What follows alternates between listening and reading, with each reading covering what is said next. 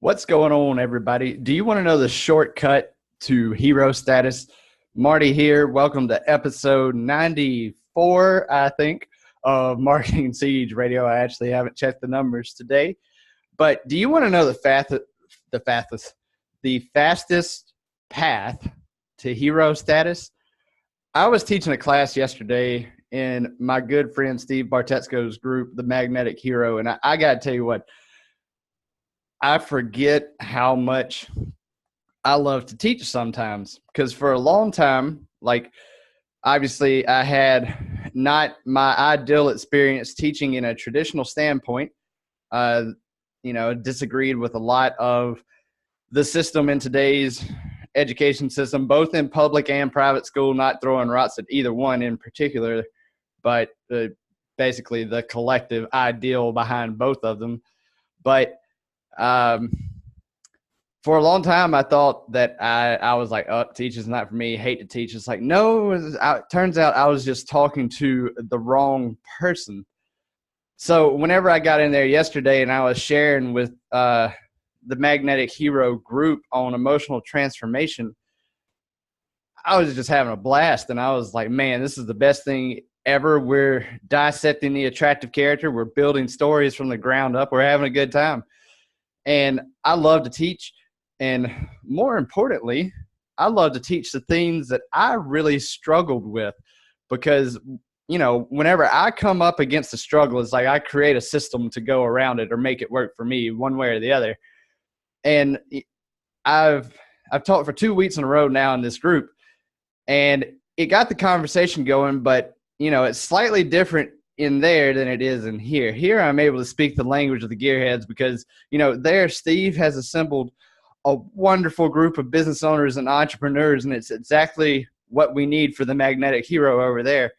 But very few of them, I would wager, are actually gamers in the traditional sense. They may have played video games before, as I'm sure you have, but maybe not currently. Kids are in the equation over there, I would imagine. And just, how it is. As a business owner yourself listening to this, the game of business is a very intense game. And after all, part of all of this is having your priorities straight, right? And that's what I like to talk about all the time. I definitely do not want to talk anybody out of what makes them passionate, what makes them giddy, what makes their inner child come out inside, because that's what it's all about. If people tell me to grow up, it's an emphatic no. And I'm sure it's that way for you too. But like I said, the game of business is a very intense game, and the reality is you either level up or you go home. It's, Tony Robbins draws the gladiator metaphor here. It's like you go out there, go to battle every day, and every time you play the game, that it increases the chances that you don't come home. And to me, that's just like, the game of MMA, or just the fight, just the game of life. It's like you're either growing or you're dying, right? So what does it take to actually become the hero that your personal game needs? Because after all, if you aren't enjoying playing the game you're playing, why are you playing it? I almost drew this comparison the other day, but in here, it's like you're kind of like that guy that's afraid, like you really hate the game that you're playing, but you're afraid that if you changed games, then you wouldn't have friends anymore. So you just sit there being miserable, bitching the whole time. It's like, yeah, don't be that guy. I've been that guy. It's like, that's what I love about doing this podcast and talking to you guys is I guarantee you I can talk about these things because I've been this person at one time or another. But while I was delivering this class on emotional transformation yesterday, that's when it really hit me. It's your game of life, your game of business actually only runs on two types of gas, and their emotions, the two basic emotions. And those, of course, are, wait for it, love or fear. You can either choose to have your life run off of love and fire and passion and bliss and ecstasy, or you can choose to be reactive to fear. And, this is the thing. This is the shortcut right here that I'm about to let you guys in on. Here's the golden nugget.